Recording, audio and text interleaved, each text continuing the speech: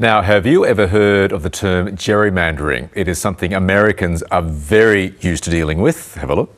What do you see when you look at this? A chicken? Maybe a giraffe? Well, that's actually Colorado's first congressional district. How about this? A lobster claw? Someone awkwardly holding a baby? No, it's actually New Jersey's 8th district. And this one? That is Florida's 20th district. And that's the state that I'm in now.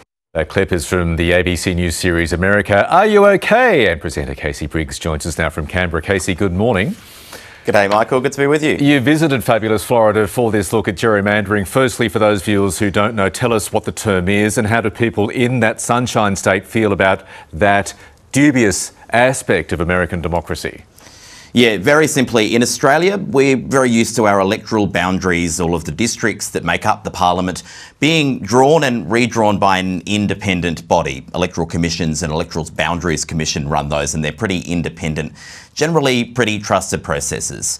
In the United States, though, in many states, it is the state's politicians who draw these boundaries. And you might be asking, hang on, don't they have a little bit of a conflict of interest here?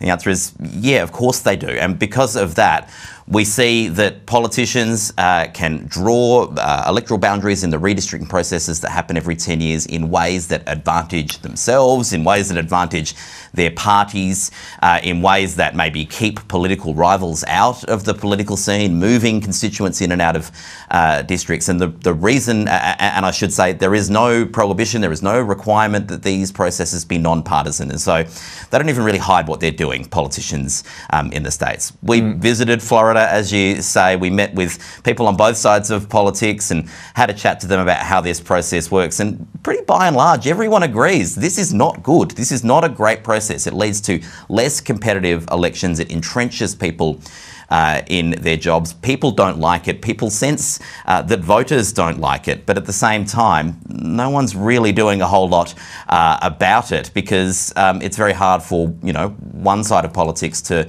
take the higher road when the other side isn't. And so you sort of have this mutually assured destruction scenario where the politicians, the members of Congress are getting less and less and less competitive.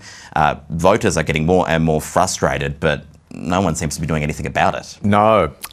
So listen, we are now less than 3 weeks away before the US election, putting your polling experts cap on. It is so close still. Do you get the impression, though, that the momentum could be slightly with Donald Trump versus Kamala Harris?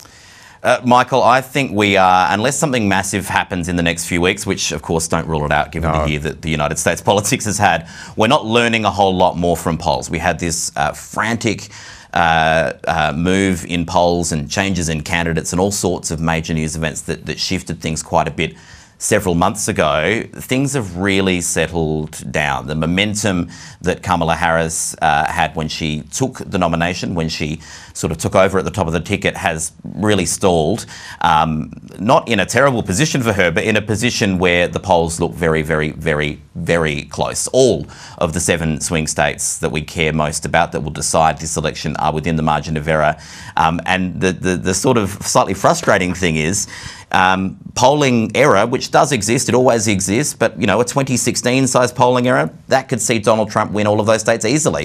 A 2022 size polling error could see things go the other way. And so we're really just in this position where all we know is the election is very close. And I'll just say one more thing, that we did see polling errors in 2016 and 2020 that were in Donald Trump's favour.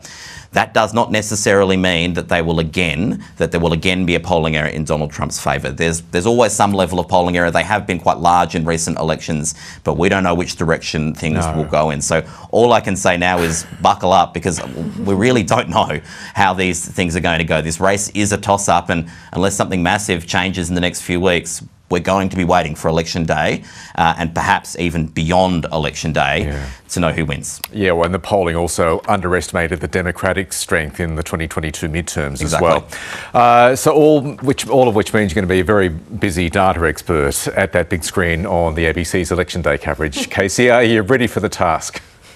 It's such a long day and a week. I remember we worked on this 4 years ago, Michael, and we were doing election results for 5 days, I think it Yes. was. And I think given how close polls are looking, that is a very real possibility again, because we may well be looking at Pennsylvania once again, where the rules around counting of ballots in Pennsylvania do not allow postal votes, mail-in votes, to be counted before, processed in any way, I should say, before Election Day, which means that all happens after Election Day, and it can be quite a slow, laborious process, similar in Arizona and Nevada as well. So if those are the states that really matter, we'll be waiting for days. So I'll be packing, a lot of bananas for the 10-hour day on Election Day, but I might need to think about what my day 2, 3, 4, 5 snacks will be as well, because it's going to be a very long one. I'll be packing lots of clothes, because I just hope I'm home before Christmas, put it that way.